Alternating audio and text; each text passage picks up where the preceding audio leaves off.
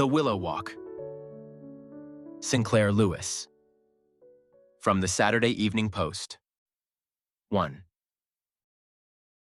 From the drawer of his table desk, Jasper Holt took a pane of window glass.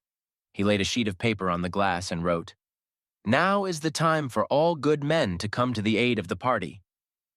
He studied his round business college script and rewrote the sentence in a small, finicky hand, that of a studious old man. 10 times he copied the words in that false pinched writing. He tore up the paper, burned the fragments in his large ashtray, and washed the delicate ashes down his stationary washbowl. He replaced the pane of glass in the drawer, tapping it with satisfaction. A glass underlay does not retain an impression. Jasper Holt was as nearly respectable as his room, which, with its frilled chairs and pansy-painted pincushion, was the best in the aristocratic boarding house of Mrs. Lyons. He was a wiry, slightly bald, black-haired man of 38, wearing an easy gray flannel suit and a white carnation. His hands were peculiarly compact and nimble. He gave the appearance of being a youngish lawyer or bond salesman. Actually, he was senior paying teller in the Lumber National Bank in the city of Vernon. He looked at a thin, expensive gold watch. It was 6:30 on Wednesday, toward dusk of a tranquil spring day. He picked up his hooked walking stick and his gray silk gloves and trudged downstairs. He met his landlady in the lower hall and inclined his head. She effusively commented on the weather. "I shall not be here for dinner," he said amiably. "Very well, Mr. Holt. But aren't you always going out with your swell friends, though? I read in the Herald that you were going to be star in another of those society plays at the community theater. I guess you'd be an actor if you wasn't a banker, Mr. Holt." "No, I'm afraid I haven't much temperament." His voice was cordial, but his smile was a mere mechanical, sidewise twist of the lip muscles. "You're the one that's got the stage presence. Bet you'd be a regular Ethel Barrymore if you didn't have to look out for us." But you're such a flatterer." He bowed his way out and walked sedately down the street to a public garage. Nodding to the night attendant, but saying nothing, he started his roadster and drove out of the garage, away from the center of Vernon, toward the suburb of Rosebank. He did not go directly to Rosebank. He went 7 blocks out of his way and halted on Fandle Avenue, one of those petty main thoroughfares which, with their motion picture palaces, their groceries, laundries, undertakers' establishments, and lunchrooms, serve as local centers for districts of mean residences. He got out of the car and pretended to look at the tires, kicking them to see how much air they had. While he did so, he covertly looked up and down the street. He saw no one whom he knew. He went into the Parthenon confectionery store. The Parthenon store makes a specialty of those ingenious candy boxes that resemble bound books. The back of the box is of imitation leather, with a stamping simulating the title of a novel. The edges are apparently the edges of a number of pages of paper. But these pages are hollowed out, and the inside is to be filled with candy. Jasper gazed at the collection of book boxes and chose the 2 whose titles had the nearest approach to dignity: Sweets to the Sweet and the Lady's Delight. He asked the Greek clerk to fill these with the less expensive grade of mixed chocolates and to wrap them. From the candy shop, he went to a drugstore that carried an assortment of reprinted novels, and from these picked out 2 of the same sentimental type as the titles on the book-like boxes. These also he had wrapped. He strolled out of the drugstore, slipped into a lunchroom, got a lettuce sandwich, donuts, and a cup of coffee at the greasy marble counter, took them to a chair with a tablet arm in the dim rear of the lunchroom, and hastily devoured them. As he came out and returned to his car, he again glanced along the street. He fancied that he knew a man who was approaching. He could not be sure. From the breast up, the man seemed familiar, as did the customers of the bank whom he viewed through the wicket of the teller's window. When he saw them in the street, he could never be sure about them. It seemed extraordinary to find that these persons, who to him were nothing but faces with attached arms that held out checks and received money, could walk about, had legs and a gait, and a manner of their own. He walked to the curb and stared up at the cornice of one of the stores, puckering his lips, giving an impersonation of a man inspecting a building. With the corner of an eye, he followed the approaching man. The man ducked his head as he neared and greeted him. "Hello, Brother Teller." Jasper seemed startled, gave the "Oh, how are you?" of sudden recognition, and mumbled, "Looking after a little bank property." "Always on the job, eh?" The man passed on. Jasper got into his car and drove back to the street that would take him out to the suburb of Rosebank. As he left Fandle Avenue, he peered at his watch. It was 5 minutes of 7. At 7:15, he passed through the main street of Rosebank and turned into a lane that was but little changed since the time when it had been a country road. A few jerry-built villas of freckled paint did shoulder upon it, but for the most part, it ran through swamps spotted with willow groves, the spongy ground covered with scatterings of dry leaves and bark. Opening on this lane was a dim, rutted, grassy private road, which disappeared into one of the willow groves. Jasper sharply swung his car between the crumbly gate posts and along the bumpy private road. He made an abrupt turn, came into sight of an unpainted shed and shot the car into it without cutting down his speed, so that he almost hit the back of the shed with his front fenders. He shut off the engine, climbed out quickly, and ran back toward the gate. From the shield of a bank of alder bushes, he peered out. 2 chattering women were going down the public road. They stared in through the gate and half halted. "That's where that hermit lives," said one of them. "Oh, you mean the one that's writing a religious book and never comes out till evening? Some kind of a preacher?" "Yes, that's the one. John Holt, I think his name is. I guess he's kind of crazy. He lives in the old Bodette house. But you can't see it from here. It's clear through the block on the next street." "I heard he was crazy, but I just saw an automobile go in here." "Oh, that's his cousin or brother or something. Lives in the city. They say he's rich and such a nice fellow." The 2 women ambled on, their chatter blurring with distance. Standing behind the alders, Jasper rubbed the palm of one hand with the fingers of the other. The palm was dry with nervousness, but he grinned. He returned to the shed and entered a brick-paved walk almost a block long, walled and sheltered by overhanging willows. Once it had been a pleasant path.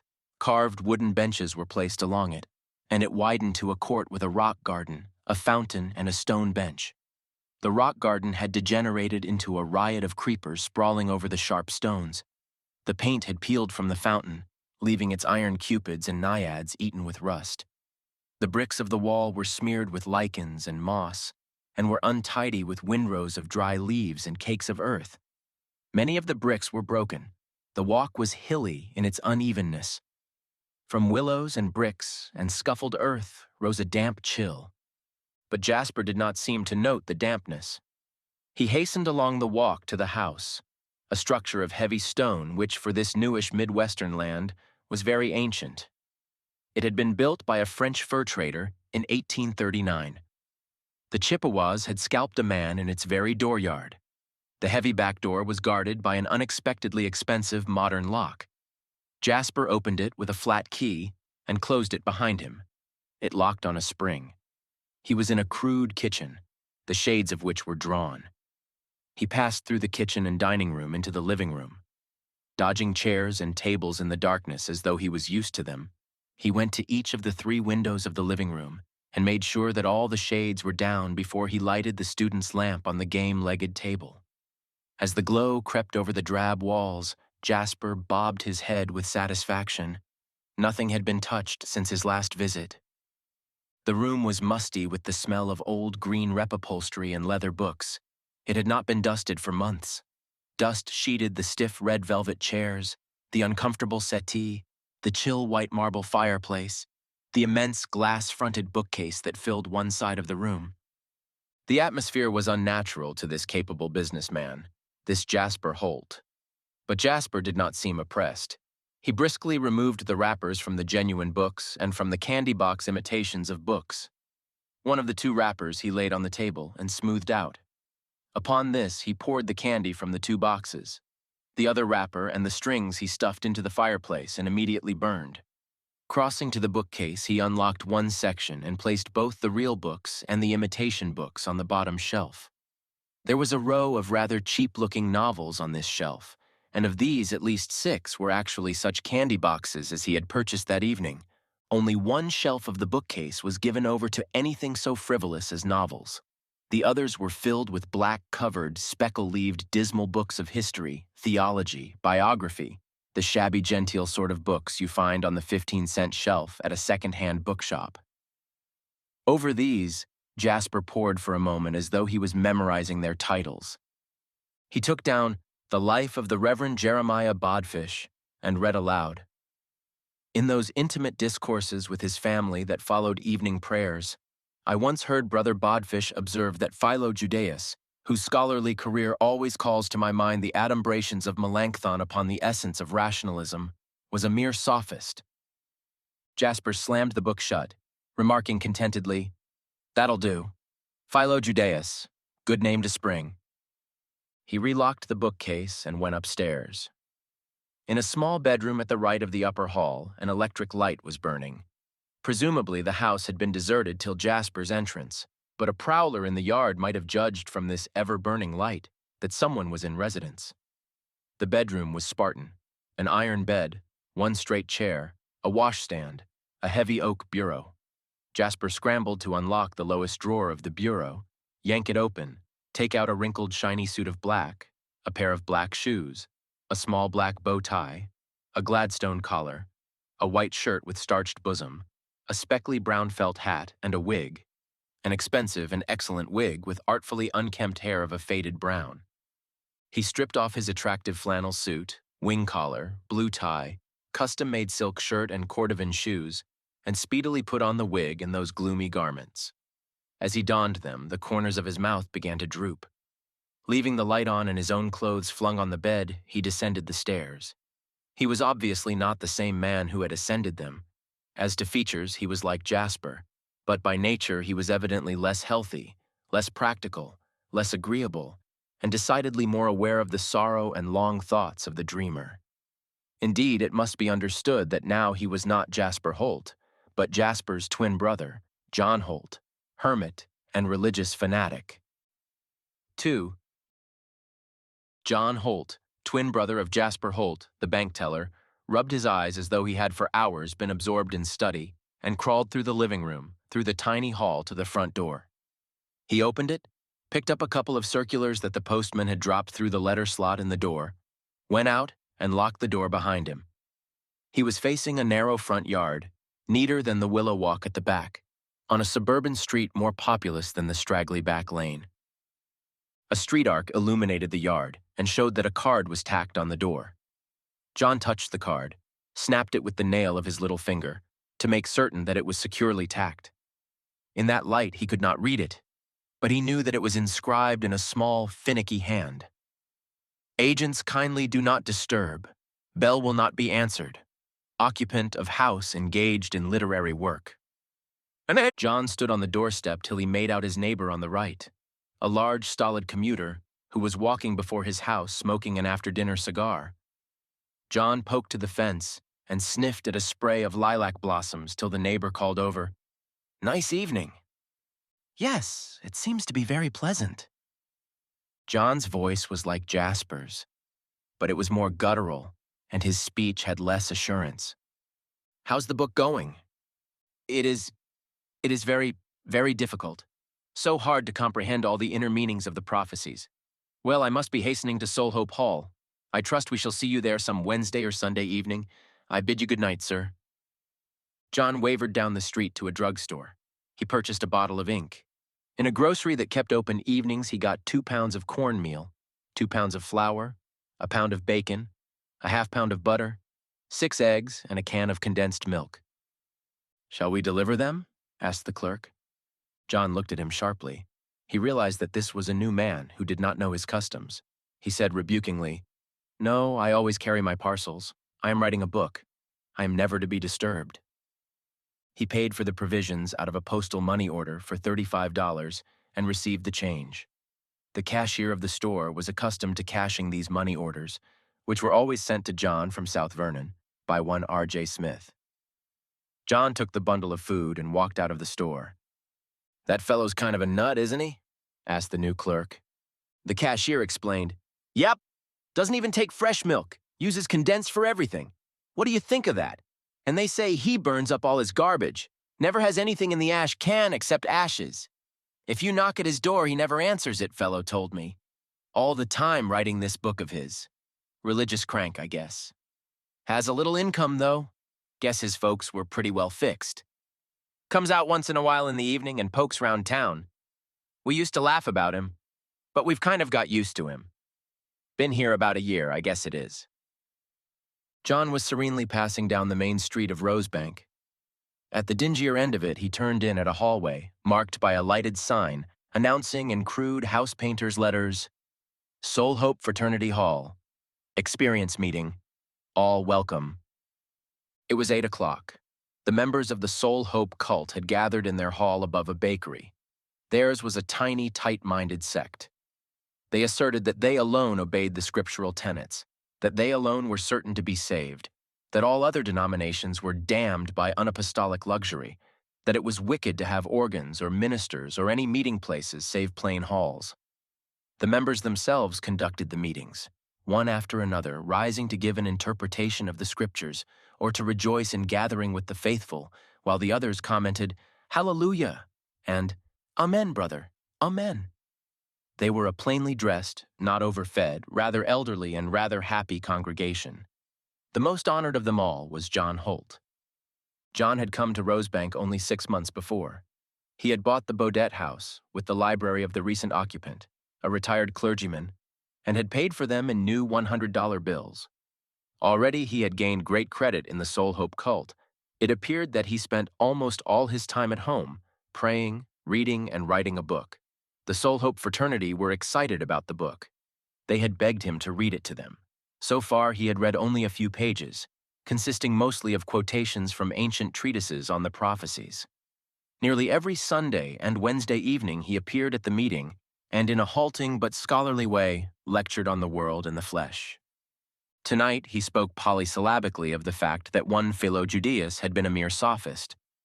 The cult were none too clear as to what either a Philo-Judaeus or a sophist might be. But with heads all nodding in a row, they murmured, "You're right, brother! Hallelujah!" John glided into a sad, earnest discourse on his worldly brother Jasper, and informed them of his struggles with Jasper's itch for money. By his request, the fraternity prayed for Jasper. The meeting was over at 9. John shook hands all round with the elders of the congregation, sighing, "Fine meeting tonight, wasn't it? Such a free outpouring of the Spirit." He welcomed a new member, a servant girl just come from Seattle. Carrying his groceries and the bottle of ink, he poked down the stairs from the hall at 7 minutes after 9.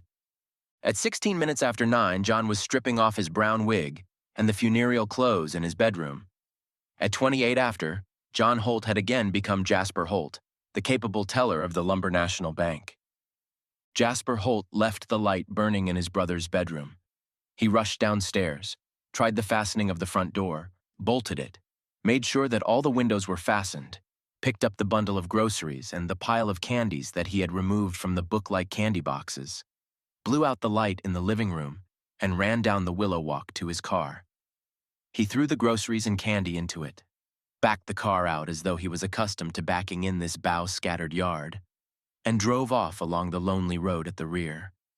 When he was passing a swamp, he reached down, picked up the bundle of candies, and steering with one hand removed the wrapping paper with the other hand and hurled out the candies. They showered among the weeds beside the road. The paper which had contained the candies, and upon which was printed the name of the Parthenon confectionery store, Jasper tucked into his pocket. He took the groceries item by item from the labeled bag containing them, thrust that bag also into his pocket, and laid the groceries on the seat beside him. On the way from Rosebank to the center of the city of Vernon, he again turned off the main avenue and halted at a goat-infested shack occupied by a crippled Norwegian. He sounded the horn. The Norwegian's grandson ran out. "Here's a little more grub for you," bawled Jasper. "God bless you, sir. I don't know what we'd do if it wasn't for you," cried the old Norwegian from the door. But Jasper did not wait for gratitude. He merely shouted, "Bring you some more in a couple days," as he started away. At 10:15, he drove up to the hall that housed the latest interest of Vernon society, the community theater. The boulevard set, the best people in town, belonged to the Community Theater Association, and the leader of it was the daughter of the general manager of the railroad. As a well-bred bachelor, Jasper Holt was welcome among them, despite the fact that no one knew much about him except that he was a good bank teller and had been born in England. But as an actor, he was not merely welcome. He was the best amateur actor in Vernon.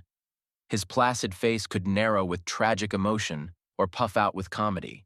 His placid manner concealed a dynamo of emotion. Unlike most amateur actors, he did not try to act. He became the thing itself. He forgot Jasper Holt and turned into a vagrant or a judge, a Bernard Shaw thought, a Lord Dunsany symbol, a Susan Glaspell radical, a Clyde Fitch man about town. The other one-act plays of the next program of the Community Theater had already been rehearsed. The cast of the play in which Jasper was to star were all waiting for him. So were the worried ladies responsible for the staging. They wanted his advice about the blue curtain for the stage window, about the baby spot that was out of order, about the higher interpretation of the role of the page in the piece, a role consisting of only 2 lines, but to be played by one of the most popular girls in the younger set. After the discussions and a most violent quarrel between 2 members of the play reading committee, the rehearsal was called. Jasper Holt still wore his flannel suit and a wilting carnation, but he was not Jasper. He was the Duc de Saint-Saba, a cynical, gracious, gorgeous old man, easy of gesture, tranquil of voice, shudderingly evil of desire. "If I could get a few more actors like you," cried the professional coach. The rehearsal was over at 11:30. Jasper drove his car to the public garage in which he kept it and walked home.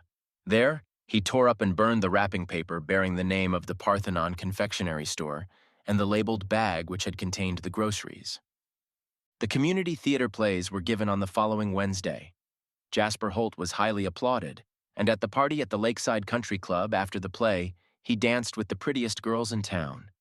He hadn't much to say to them, but he danced fervently, and about him was a halo of artistic success. That night, his brother John did not appear at the meeting of the Soul Hope fraternity out in Rosebank. On Monday, 5 days later, while he was in conference with the president and the cashier of the Lumber National Bank, Jasper complained of a headache. The next day, he telephoned to the president that he would not come down to work. He would stay home and rest his eyes, sleep, and get rid of the persistent headache. That was unfortunate, for that very day his twin brother John made one of his infrequent trips into Vernon and called at the bank. The president had seen John only once before, and by a coincidence it had happened that on this occasion also Jasper had been absent, had been out of town. The president invited John into his private office. "Your brother is at home. Poor fellow has a bad headache. Hope he gets over it. We think a great deal of him here. You ought to be proud of him. Will you have a smoke?" As he spoke, the president looked John over.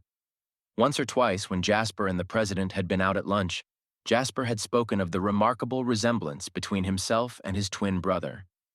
But the president told himself that he didn't really see much resemblance. The features of the two were alike, but John's expression of chronic spiritual indigestion, his unfriendly manner, and his hair, unkempt and lifeless brown, where Jasper's was sleekly black above a shiny bald spot, made the president dislike John as much as he liked Jasper. And now John was replying, "No, I do not smoke. I can't understand how a man can soil this temple with drugs. I suppose I ought to be glad to hear you praise poor Jasper, but I am more concerned with his lack of respect for the things of the spirit. He sometimes comes to see me, at Rosebank, and I argue with him.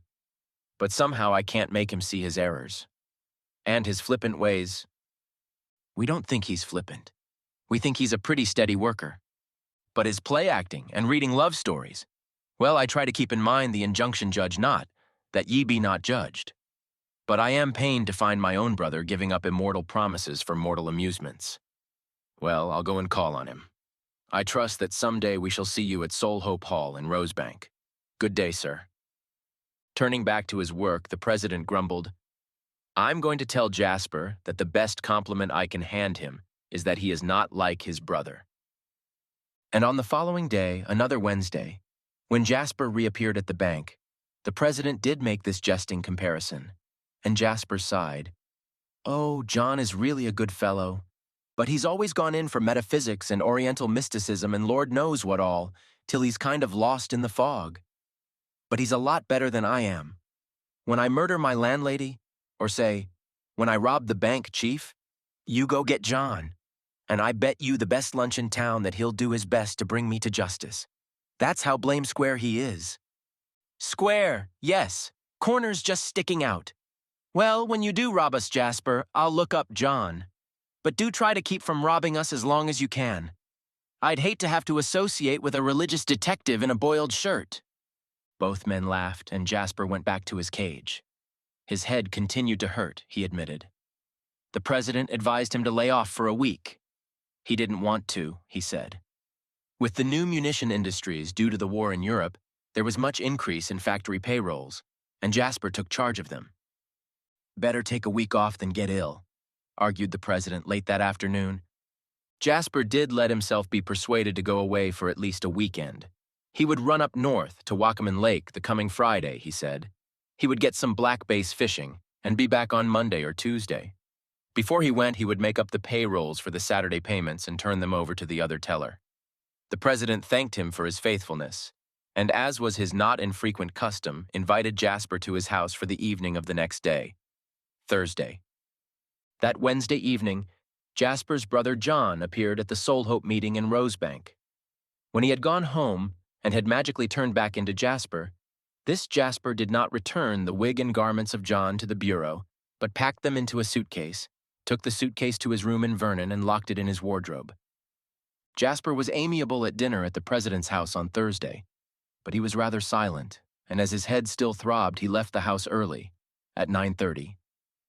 Sedately, carrying his gray silk gloves in one hand and pompously swinging his stick with the other, he walked from the president's house on the fashionable boulevard back to the center of Vernon. He entered the public garage in which his car was stored. He commented to the night attendant, "Headaches. Guess I'll take the bus out and get some fresh air." He drove away at not more than 15 miles an hour. He headed south. When he had reached the outskirts of the city, he speeded up to a consistent 25 miles an hour. He settled down in his seat with the unmoving steadiness of the long-distance driver, his body quiet except for the tiny, subtle movements of his foot on the accelerator, of his hands on the steering wheel, his right hand across the wheel, holding it at the top, his left elbow resting easily on the cushioned edge of his seat, and his left hand merely touching the wheel. He drove in that southern direction for 15 miles, almost to the town of Wanaguchi. Then, by a rather poor side road, he turned sharply to the north and west, and making a huge circle about the city, drove toward the town of Sinclair. The suburb of Rosebank, in which his brother John lived, is also north of Vernon. These directions were of some importance to him. Wanaguchi, 18 miles south of the mother city of Vernon. Rosebank, on the other hand, north, 8 miles north of Vernon. And St. Clair, 20 miles north, about as far north of Vernon as Wanaguchi is south. On his way to St. Clair, at a point that was only 2 miles from Rosebank, Jasper ran the car off the main road into a grove of oaks and maples and stopped it on a long, unused woodland road. He stiffly got out and walked through the woods up a rise of ground to a cliff overlooking a swampy lake. The gravelly farther bank of the cliff rose perpendicularly from the edge of the water. In that wan light distilled by stars and the earth, he made out the reedy expanse of the lake. It was so muddy, so tangled with sedge grass that it was never used for swimming, and as its only inhabitants were slimy bullheads, few people ever tried to fish there. Jasper stood reflective. He was remembering the story of the farmer's team which had run away, dashed over this cliff, and sunk out of sight in the mud bottom of the lake. Swishing his stick, he outlined an imaginary road from the top of the cliff back to the sheltered place where his car was standing. Once he hacked away with a large pocket knife a mass of knotted hazel bushes which blocked that projected road. When he had traced the road to his car, he smiled. He walked to the edge of the woods and looked up and down the main highway. A car was approaching. He waited till it had passed, ran back to his own car, backed it out on the highway, and went on his northward course toward St. Clair, driving about 30 miles an hour. On the edge of St. Clair, he halted, took out his kit of tools, unscrewed a spark plug, and sharply tapping the plug on the engine block, deliberately cracked the porcelain jacket. He screwed the plug in again and started the car. It bucked and spit, missing on one cylinder with the short-circuited plug. "I guess there must be something wrong with the ignition," he said cheerfully. He managed to run the car into a garage in St. Clair. There was no one in the garage save an old Negro, the night washer, who was busy over a limousine with sponge and hose. "Got a night repairman here?" asked Jasper. "No, sir. Guess you'll have to leave it till morning." "Hang it! Something gone wrong with the carburetor or the ignition? Well, I'll have to leave it then. Tell him. Say, will you be here in the morning when the repairman comes on?" "Yes, sir." "Well, tell him I must have the car by tomorrow noon. No, say by tomorrow at 9. Now don't forget. This will help your memory." He gave a quarter to the Negro, who grinned and shouted, "Yes, sir. That'll help my memory a lot." As he tied a storage tag on the car, the Negro inquired, "Name?" My name? Oh, Hanson. Remember now? Ready about 9 tomorrow." Jasper walked to the railroad station. It was 10 minutes of 1. Jasper did not ask the night operator about the next train into Vernon. Apparently, he knew that there was a train stopping here at St. Clair at 1:37. He did not sit in the waiting room, but in the darkness outside on a truck behind the baggage room. When the train came in, he slipped into the last seat of the last car, and with his soft hat over his eyes either slept or appeared to sleep. When he reached Vernon, he went off the direct route from the station to his boarding house and came to the garage in which he regularly kept his car.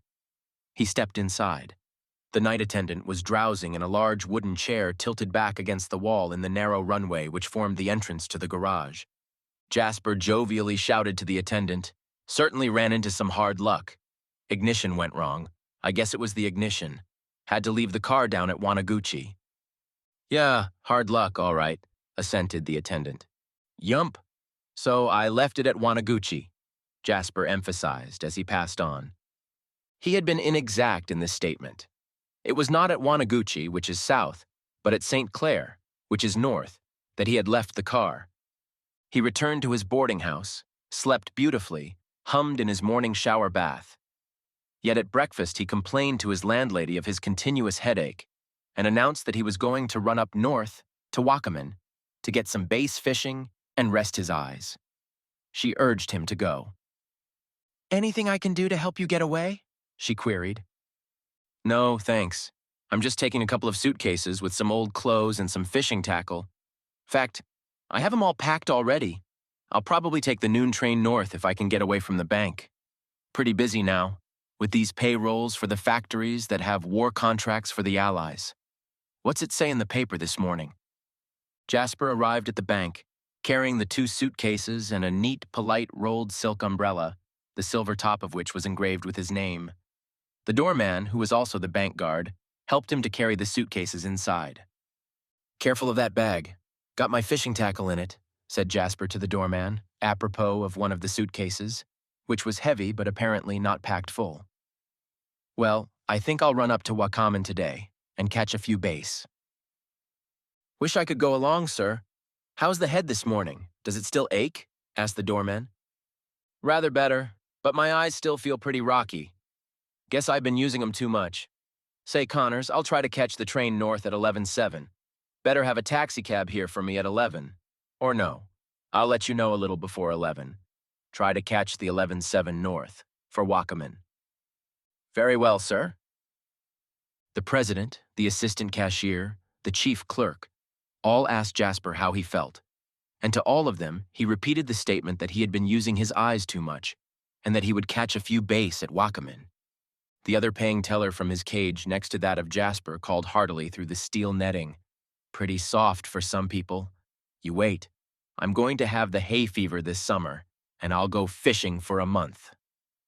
Jasper placed the 2 suitcases and the umbrella in his cage, and leaving the other teller to pay out current money, he himself made up the payrolls for the next day, Saturday.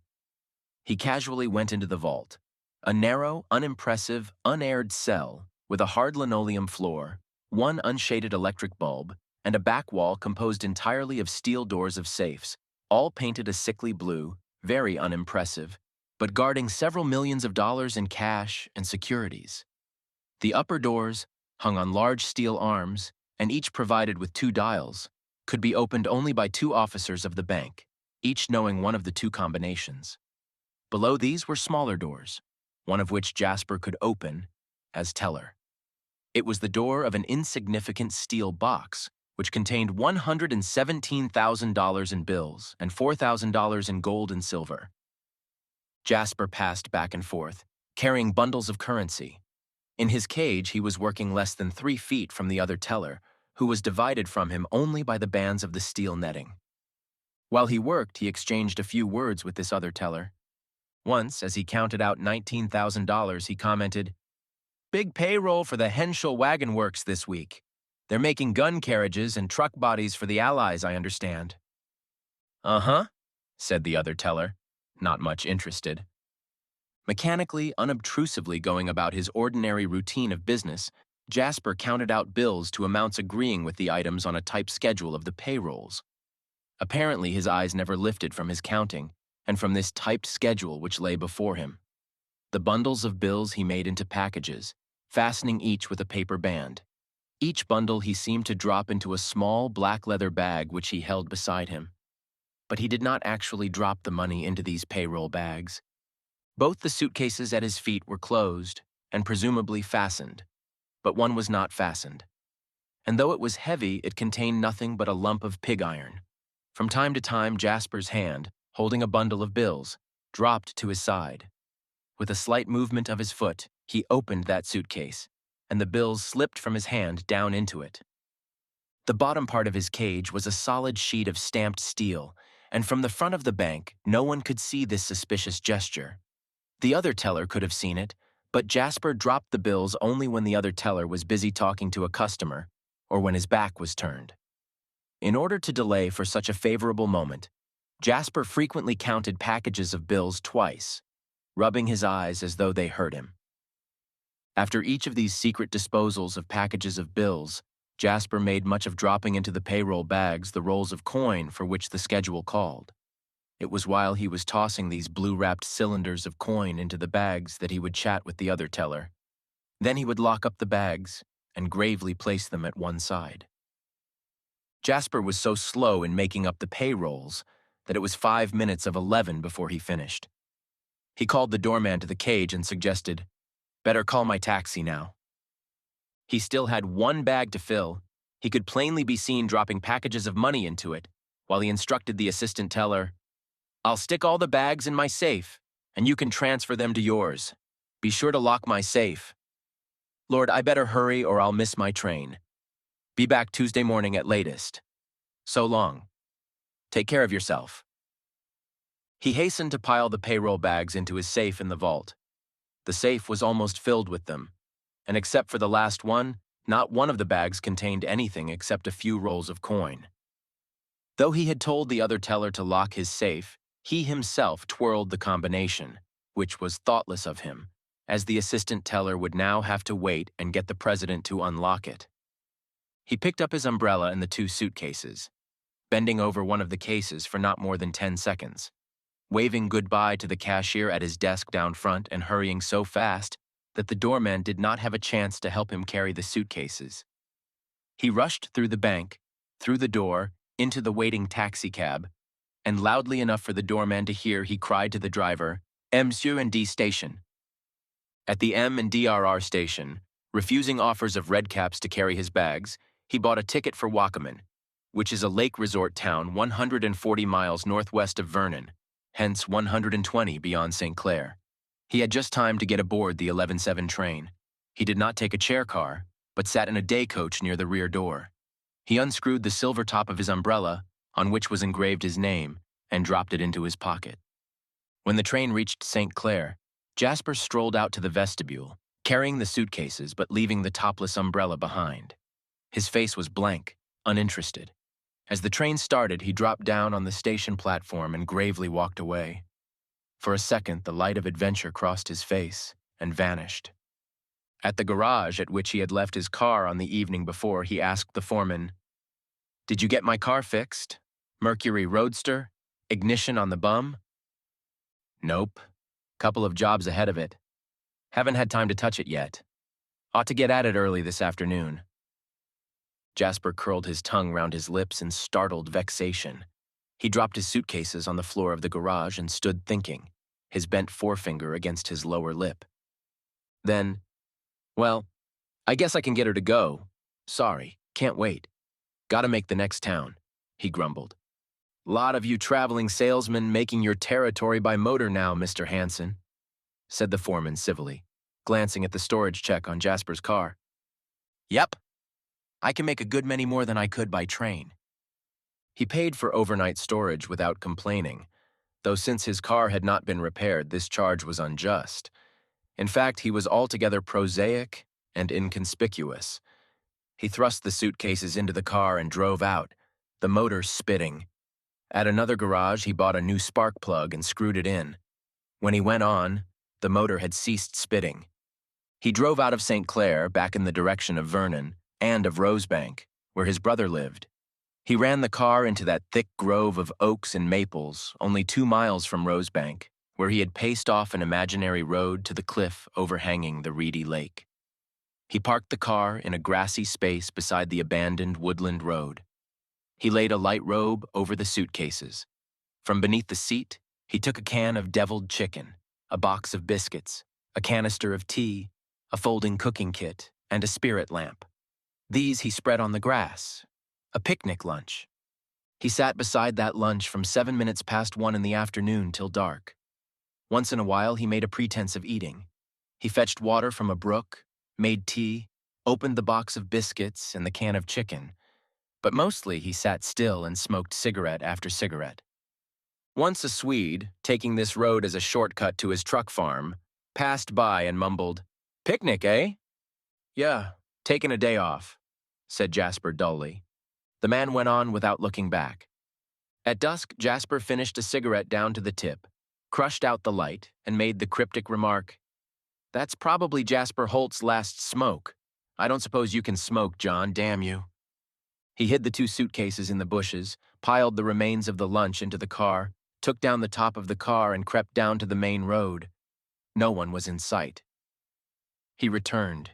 He snatched a hammer and a chisel from his toolkit, and with a few savage cracks, he so defaced the number of the car stamped on the engine block that it could not be made out. He removed the license numbers from fore and aft and placed them beside the suitcases. Then, when there was just enough light to see the bushes as cloudy masses, he started the car, drove through the woods and up the incline to the top of the cliff, and halted, leaving the engine running. Between the car and the edge of the cliff which overhung the lake, there was a space of about 130 feet, fairly level and covered with straggly red clover.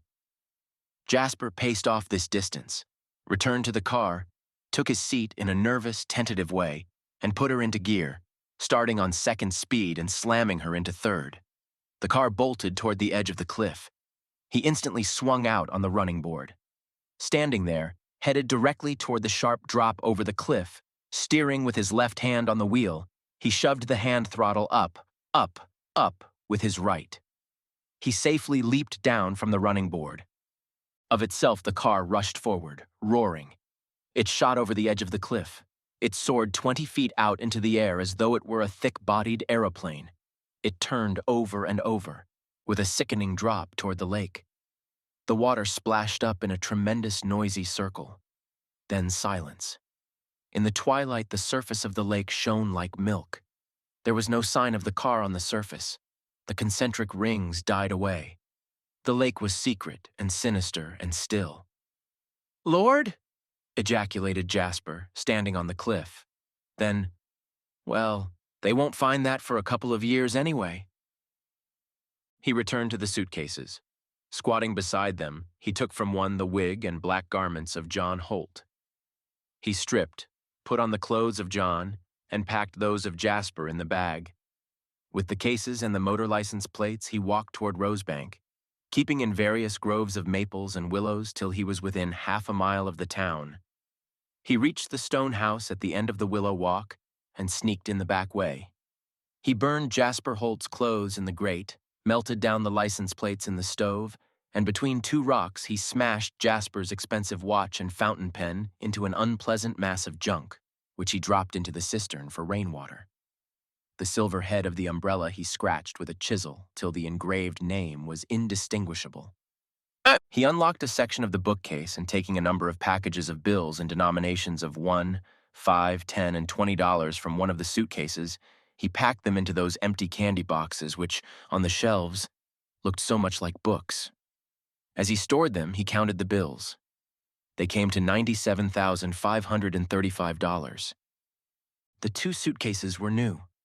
There were no distinguishing marks on them.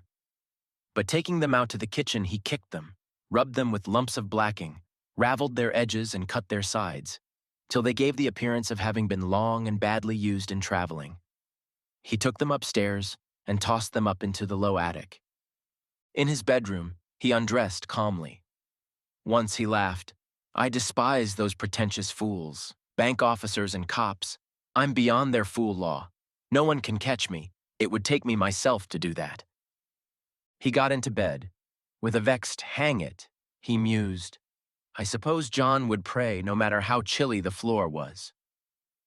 He got out of bed, and from the inscrutable Lord of the universe he sought forgiveness, not for Jasper Holt, but for the denominations who lacked the true faith of Soul Hope fraternity. He returned to bed and slept till the middle of the morning, lying with his arms behind his head, a smile on his face. Thus did Jasper Holt, without the mysterious pangs of death, yet cease to exist. And thus did John Holt come into being, not merely as an apparition glimpsed on Sunday and Wednesday evenings, but as a being living 24 hours a day, 7 days a week. 3.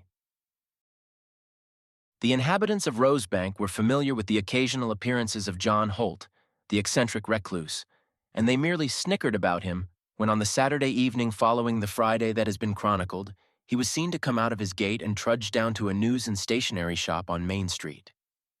He purchased an evening paper and said to the clerk, "You can have the Morning Herald delivered at my house every morning, 27 Humbert Avenue." "Yeah, I know where it is. Thought you had kind of a grouch on newspapers and all those lowbrow things," said the clerk pertly. "Ah, did you indeed? The Herald every morning, please. I will pay a month in advance," was all John Holt said, but he looked directly at the clerk, and the man cringed. John attended the meeting of the Soul Hope fraternity the next evening, Sunday, but he was not seen on the streets again for 2.5 days.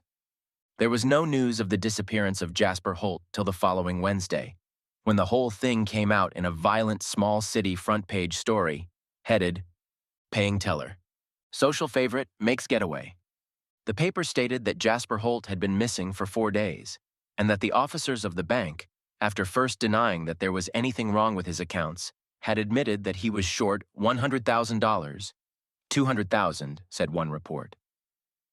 He had purchased a ticket for Wakamin, this state, on Friday, and a trainman, a customer of the bank, had noticed him on the train, but he had apparently never arrived at Wakamin. A woman asserted that on Friday afternoon she had seen Holt driving an automobile between Vernon and St. Clair. This appearance near St. Clair was supposed to be merely a blind, however. In fact, our able chief of police had proof that Holt was not headed north, in the direction of St. Clair, but south, beyond Wanaguchi, probably for Des Moines or St. Louis. It was definitely known that on the previous day, Holt had left his car at Wanaguchi, and with their customary thoroughness and promptness, the police were making search at Wanaguchi. The chief had already communicated with the police in cities to the south, and the capture of the man could confidently be expected at any moment. As long as the chief appointed by our popular mayor was in power, it went ill with those who gave even the appearance of wrongdoing. When asked his opinion of the theory that the alleged fugitive had gone north, the chief declared that of course Holt had started in that direction, with the vain hope of throwing pursuers off the scent, but that he had immediately turned south and picked up his car. Though he would not say so definitely, the chief let it be known that he was ready to put his hands on the fellow who had hidden Holt's car at Wanaguchi. When asked if he thought Holt was crazy, the chief laughed and said, "Yes, he's crazy, $200,000 worth. I'm not making any slams, but there's a lot of fellows among our gentlemanly political opponents who would go a whole lot crazier for a whole lot less." The president of the bank, however, was greatly distressed and strongly declared his belief that Holt, who was a favorite in the most sumptuous residences on the boulevard, besides being well known in local dramatic circles, and who bore the best of reputations in the bank, was temporarily out of his mind, as he had been distressed by pains in the head for some time past. Meantime, the bonding company, which had fully covered the employees of the bank by a joint bond of $200,000, had its detectives working with the police on the case. As soon as he had read the paper, John took a trolley into Vernon and called on the president of the bank. John's face drooped with the sorrow of the disgrace. The president received him. John staggered into the room, groaning, "I have just learned in the newspaper of the terrible news about my brother. I have come. We hope it's just a case of aphasia. We're sure he'll turn up all right," insisted the president. "I wish I could believe it, but as I have told you, Jasper is not a good man. He drinks and smokes and play acts and makes a god of stylish clothes. Good Lord, that's no reason for jumping to the conclusion that he's an embezzler. I pray you may be right, but meanwhile I wish to give you any assistance I can. I shall make it my sole duty to see that my brother is brought to justice if it proves that he is guilty." "Good o' you," mumbled the president. Despite this example of John's rigid honor, he could not get himself to like the man. John was standing beside him, thrusting his stupid face into his. The president pushed his chair a foot farther away and said disagreeably, "As a matter of fact, we were thinking of searching your house. If I remember, you live in Rosebank?" "Yes, and of course I shall be glad to have you search every inch of it, or anything else I can do. I feel that I share fully with my twin brother in this unspeakable sin. I'll turn over the key of my house to you at once. There is also a shed at the back, where Jasper used to keep his automobile when he came to see me." He produced a large, rusty, old-fashioned door key and held it out, adding, "The address is 27 Humbert Avenue, Rosebank." "Oh, it won't be necessary, I guess," said the president, somewhat shamed, irritably waving off the key. "But I just want to help somehow. What can I do? Who is, in the language of the newspapers, who is the detective on the case? I'll give him any help." "Tell you what you do. Go see Mr. Scandling of the Mercantile Trust and Bonding Company and tell him all you know." "I shall. I take my brother's crime on my shoulders. Otherwise, I'd be committing the sin of Cain. You are giving me a chance to try to expiate our joint sin, and as Brother Jeremiah Bodfish was wont to say, it is a blessing to have an opportunity to expiate a sin, no matter how painful the punishment may seem to be to the mere physical being. As I may have told you, I am an accepted member of the Soul Hope fraternity, and though we are free from cant and dogma, it is our firm belief. Then for 10 dreary minutes John Holt sermonized, quoted forgotten books and quaint ungenerous elders, twisted bitter pride and clumsy mysticism into a fanatical spiderweb. The president was a churchgoer, an ardent supporter of missionary funds, for 40 years a pew holder at St. Simeon's Church, but he was alternately bored to a chill shiver and roused to wrath against this self-righteous zealot. When he had rather rudely got rid of John Holt, he complained to himself, "Curse it, I oughtn't to, but I must say I prefer Jasper the sinner to John the saint. Ugh, what a smell of damp cellars the fellow has. He must spend all his time picking potatoes. Say, by thunder, I remember that Jasper had the infernal nerve to tell me once that if he ever robbed the bank, I was to call John in. I know why now. John is the kind of egotistical fool that would muddle up any kind of a systematic search. Well, Jasper, sorry, but I'm not going to have anything more to do with John than I can help." John had gone to the Mercantile Trust and Bonding Company, had called on Mr. Scandling, and was now wearying him by a detailed and useless account of Jasper's early years and recent vices. He was turned over to the detective employed by the bonding company to find Jasper. The detective was a hard, noisy man, who found John even more tedious. John insisted on his coming out to examine the house in Rosebank, and the detective did so, but sketchily, trying to escape. John spent at least 5 minutes in showing him the shed where Jasper had sometimes kept his car. He also attempted to interest the detective in his precious but spotty books.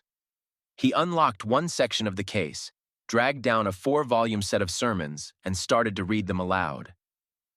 The detective interrupted. "Yeah, that's great stuff, but I guess we aren't going to find your brother hiding behind those books." The detective got away as soon as possible, after insistently explaining to John that if they could use his assistance, they would let him know. "If I can only expiate." "Yeah, sure, that's all right," wailed the detective, fairly running toward the gate. John made one more visit to Vernon that day. He called on the chief of city police. He informed the chief that he had taken the bonding company's detective through his house. But wouldn't the police consent to search it also? He wanted to expiate. The chief patted John on the back, advised him not to feel responsible for his brother's guilt, and begged, "Skip along now. Very busy."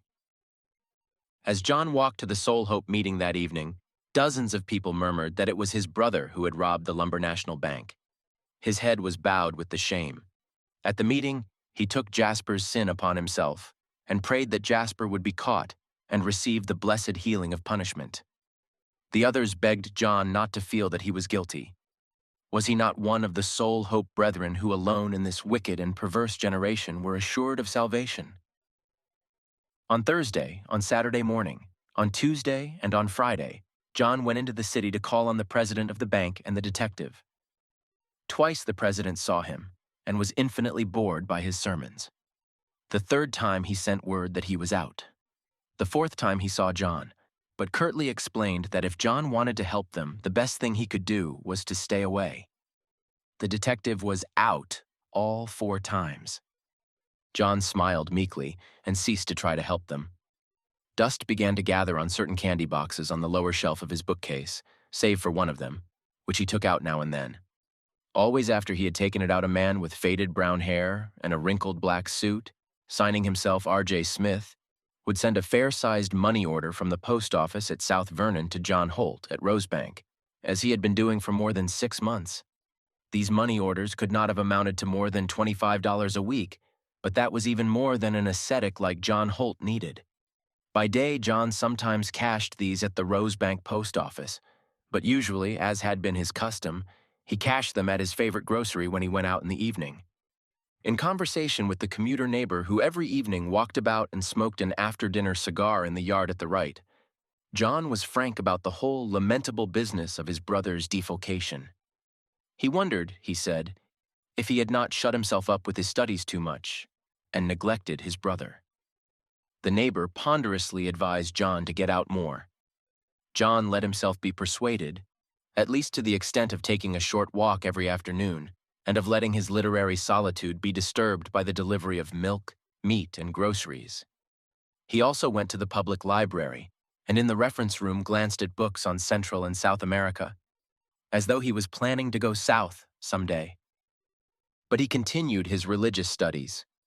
It may be doubted if previous to the embezzlement, John had worked very consistently on his book about Revelation. All that the world had ever seen of it was a jumble of quotations from theological authorities.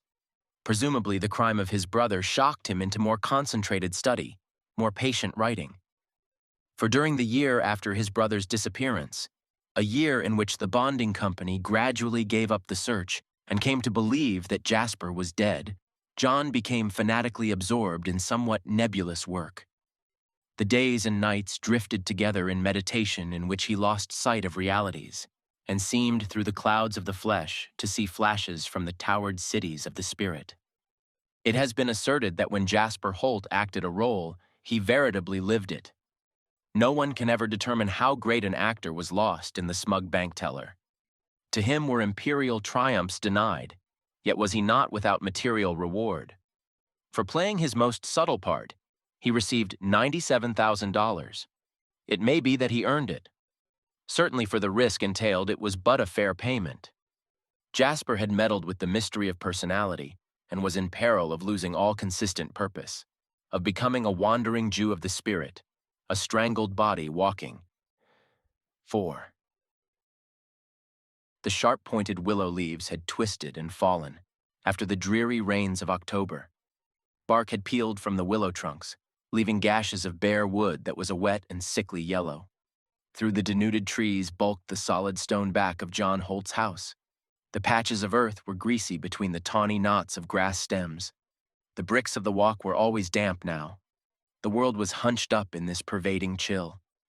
As melancholy as the sick earth seemed the man who in a slaty twilight paced the Willow Walk. His step was slack, his lips moved with the intensity of his meditation.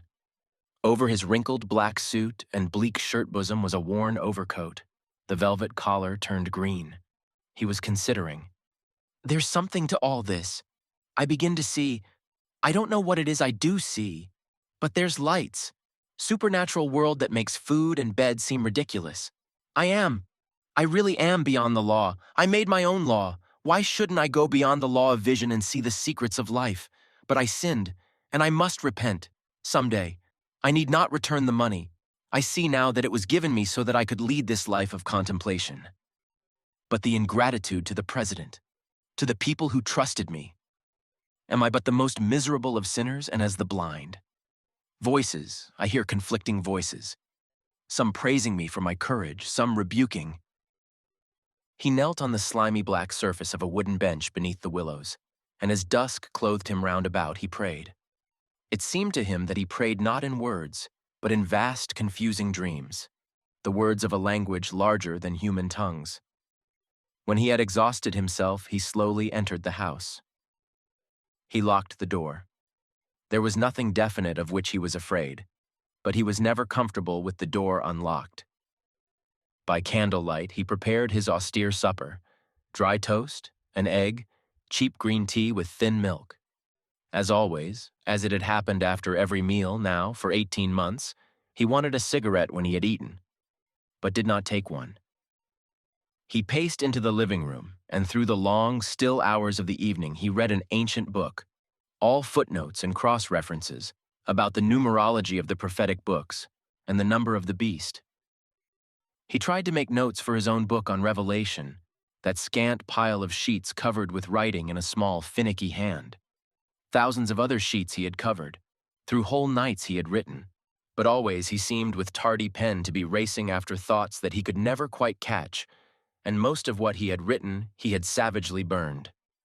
But someday he would make a masterpiece. He was feeling toward the greatest discovery that mortal men had encountered. Everything, he had determined, was a symbol. Not just this holy sign and that, but all physical manifestations. With frightened exultation, he tried his new power of divination. The hanging lamp swung tinily.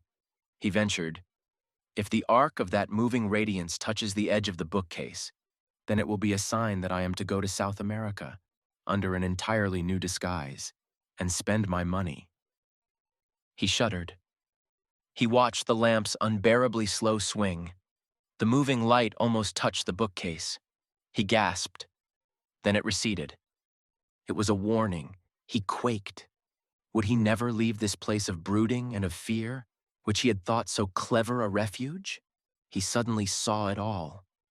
I ran away and hid in a prison. Man isn't caught by justice. He catches himself. Again he tried. He speculated as to whether the number of pencils on the table was greater or less than 5. If greater, then he had sinned. If less, then he was veritably beyond the law.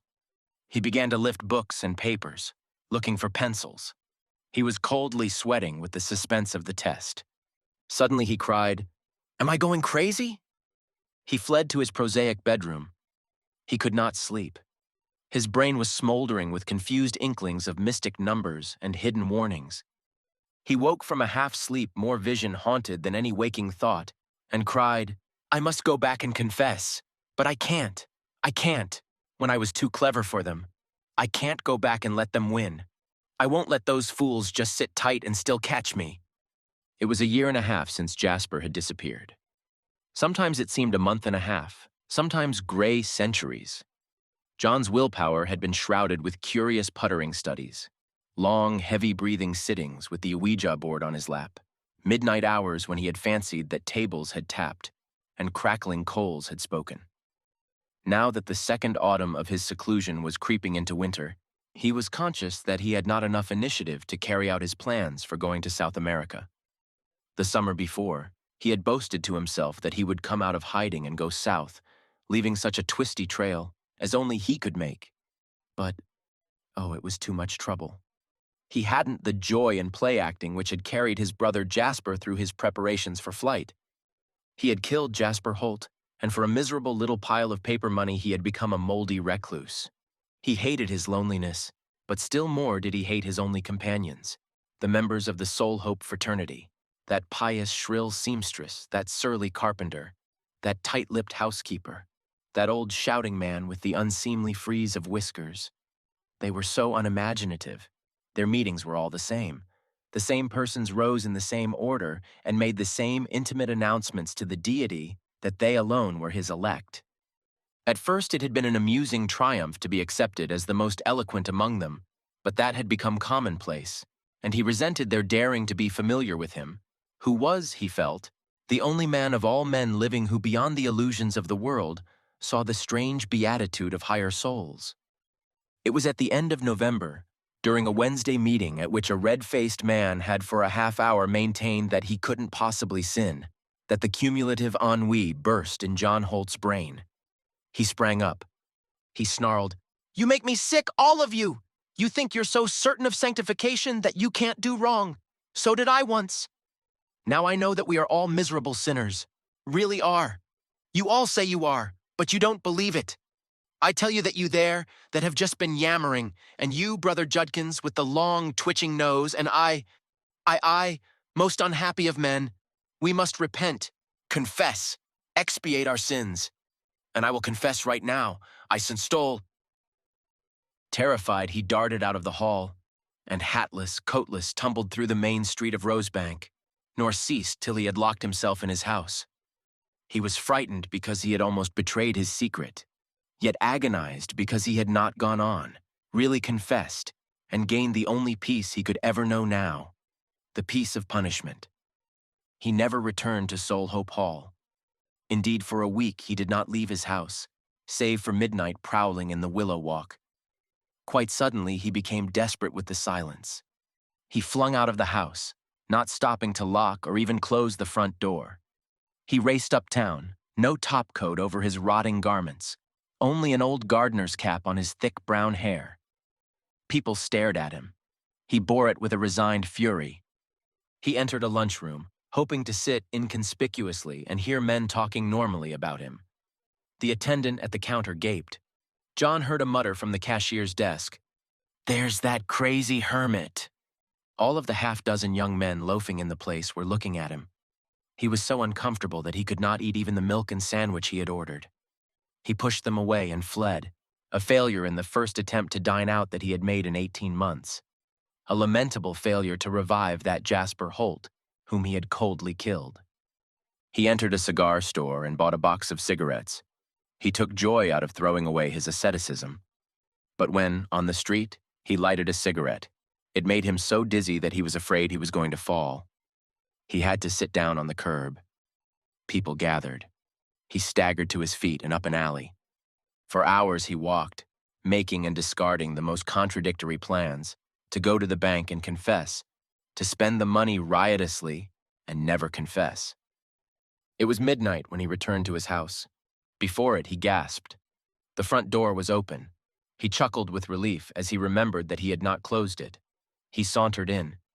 He was passing the door of the living room, going directly up to his bedroom, when his foot struck an object the size of a book, but hollow-sounding. He picked it up.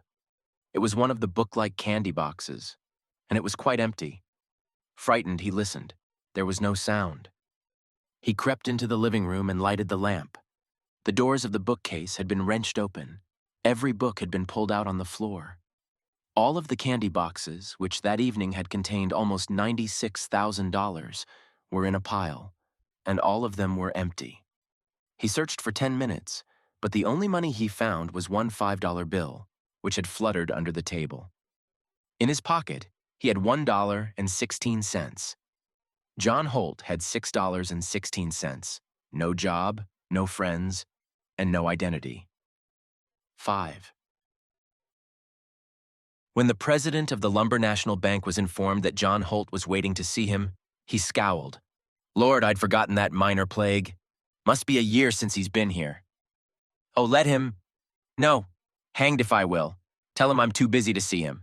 That is, unless he's got some news about Jasper. Pump him and find out. The president's secretary sweetly confided to John, I'm so sorry, but the president is in conference just now. What was it you wanted to see him about? Is there any news about your brother? There is not, miss. I'm here to see the president on the business of the Lord. Oh, if that's all, I'm afraid I can't disturb him.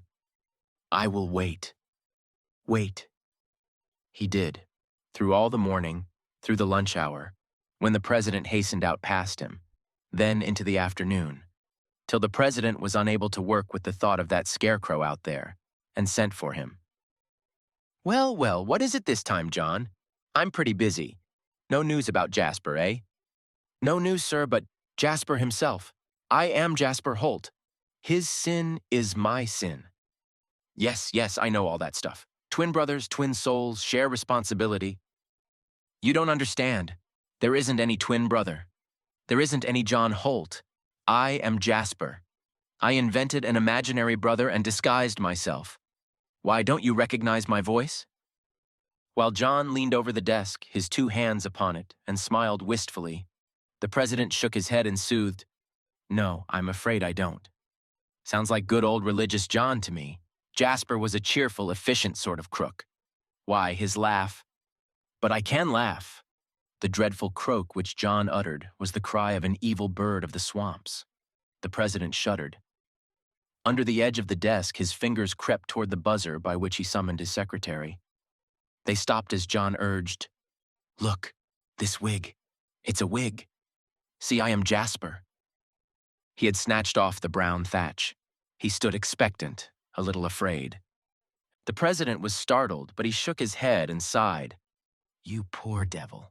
Wig, all right. But I wouldn't say that hair was much like Jasper's. Now, he motioned toward the mirror in the corner of the room. John wavered to it.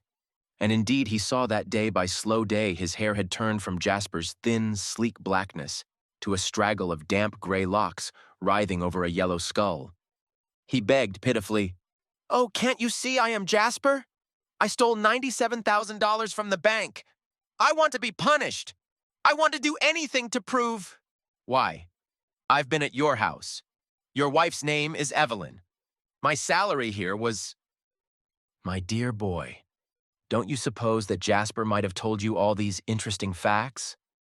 I'm afraid the worry of this has, pardon me if I'm frank, but I'm afraid it's turned your head a little, John. There isn't any John, there isn't. There isn't! I'd believe that a little more easily if I hadn't met you before Jasper disappeared. Give me a piece of paper. You know my writing. With clutching claws, John seized a sheet of bank stationery and tried to write in the round script of Jasper. During the past year and a half, he had filled thousands of pages with the small, finicky hand of John.